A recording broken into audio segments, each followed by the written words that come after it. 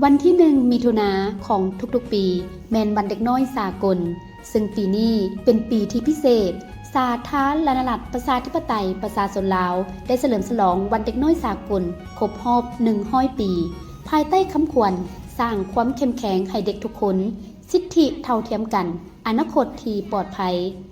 ซึ่งบ่เพียงแต่เป็นการเฉลิมฉลองเท่านั้นแต่ยังเป็นการเตือนใจทุกคนในสังคมถึงความรับผิดชอบร่วมกันในการปกป้องดูแลเบิ่งแยงและส่งเสริมลูกหลานของพวกเฮาท่านผู้ชมที่เคารพวันเด็กน้อยสากลบ่แม่นเพียงแต่วันเดียวเท่านั้นแต่แม่นทุกๆวันของพวกเฮาในการรักษาคำสัญญาของพวกเฮาเพื่อให้ทุกๆวันของเด็กได้รับการดูแลเบิ่งแยงการเข้าถึงการศึกษาสุขภิบาลการบริการสุขภาพและการปกป้อง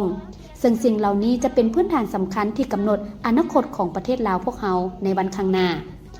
ในซุ้มปีที่ผ่านมารัฐบาลลาวก็ได้ร่วมมือกับองค์การสากลโดยเฉพาะองค์การสหประชาชาติกองทุนสำหรับเด็กหรือองค์การยูนิเซฟประจำลาวได้ให้การช่วยเหลือเด็กน้อยลาวอย่างเต็มที่และเต็มกำลังซุ่มใส่การส่งเสริมสิทธิเด็กและการมีส่วนร่วมของเด็กในการตัดสินอนาคตของเขาเจ้าบ่ว่าจะเป็นด้านสุขภาพโภชนาการ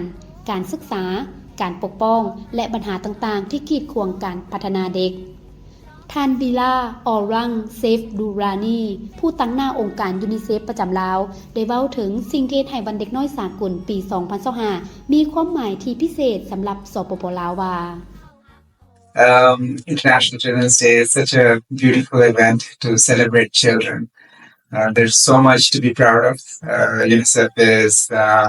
very proud to be working very closely with the government of PDR to celebrate children, to make sure that every child is healthy, well-nourished, learning and safe.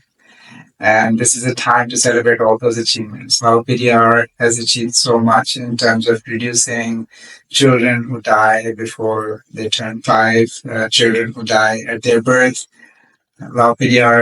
has achieved so much in reducing maternal mortality, mothers, die. So there's a lot to be proud of and to celebrate, but also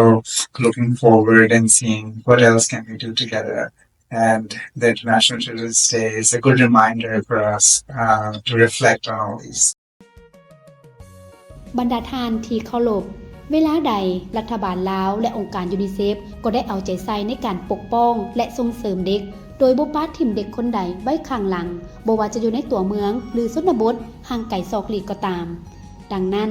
ในโอกาสวันเด็กน้อยสากลนี้ขอให้พวกเขาร่วมกันยืนยันคำขวัญที่ว่าสร้างความเข้มแข็งให้เด็กทุกคนสิทธิเท่าเทียมกันอนาคตที่ปลอดภัยและสืบต่อเฮ็ดเวียกร่วมกันเพื่อสร้างประเทศลาวให้สดใสให้เด็กน้อยทุกๆคนได้เติบใหญ่ขึ้นอย่างแข็งแรงมีความสุขมีความปลอดภัยและกลายเป็นผู้สืบทอดที่ดีของประเทศชาติ